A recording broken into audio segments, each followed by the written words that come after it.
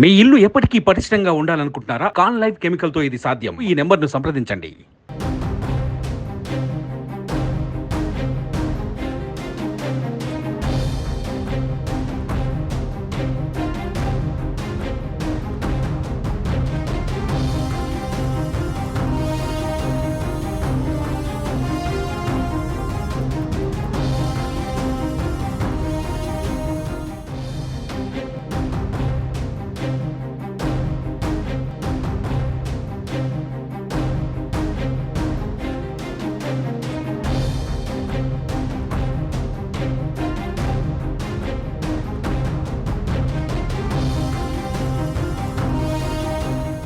ఎన్నికల సంఘం కేంద్ర ప్రభుత్వానికి సుప్రీంకోర్టు నోటీసులు జారీ చేసింది.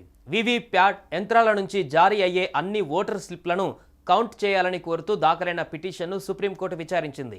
దీనిపై స్పందన తెలియజేయాలంటూ కేంద్ర సర్కార్, కేంద్ర ఎన్నికల సంఘాలకు సుప్రీంకోర్టు నోటీసులు జారీ చేసింది.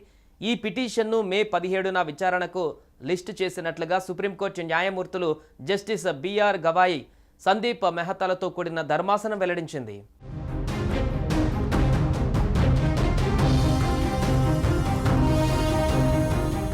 తాజాగా ఎన్నికలలో 100% వీవీప్యాట్ల లెక్కింపులను తప్పనిసరి చేయాలని కోరుతూ దాఖలైన పిటిషన్పై స్పందన తెలియజేయాలని కేంద్ర ఎన్నికల సంఘాన్ని, కేంద్ర ప్రభుత్వాన్ని సుప్రీంకోర్టు ఆదేశించింది. న్యాయవాది, ఉద్యమకారుడు అరుణ్ కుమార్ అగర్వాల్ దాఖలు చేసిన ఈ పిటిషన్ను ఇదే అంశంపై గతంలో దాఖలైన పిటిషన్లతో పాటు విచారణ జరపాలని నిర్ణయించింది. ప్రస్తుతం ఒక నియోజకవర్గంలో ర్యాండమ్గా ఎంపిక చేసిన 5 ఈవీఎంలతో వీవీప్యాట్ స్లిప్లను సరిపోల్చుతున్నారు. అలా కాకుండా 100% వీవీప్యాట్లను లెక్కించాలని పిటిషనర్ కోర్టును కోరారు. రాజ్యాంగంలోని ఆర్టికల్ 19A21 ప్రకారం వాక్ స్వాతంత్ర్యం, భావ ప్రకటన స్వేచ్ఛ ప్రాథమిక హక్కులలో భాగం.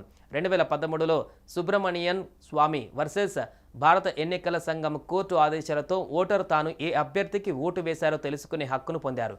కాబట్టి ఎన్నికల ప్రక్రియలో ఈవీఎంల కౌంటింగ్ మాత్రమే కాకుండా వీవీప్యాట్లను లెక్కించి విజేతను ప్రకటించాలని పిటిషనర్ కోరారు.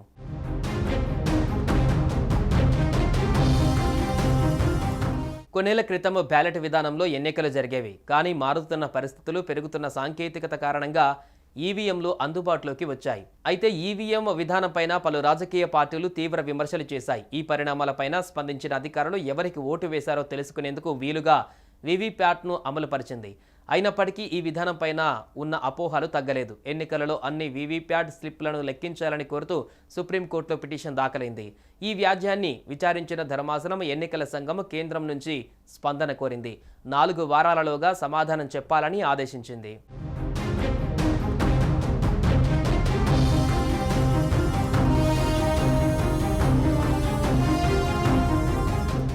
సుమన్ టీవీలో మీ పర్సనల్ అండ్ బిజినెస్ ప్రమోషన్స్ కోసం కింది నెంబర్కి కాంటాక్ట్ చేయండి.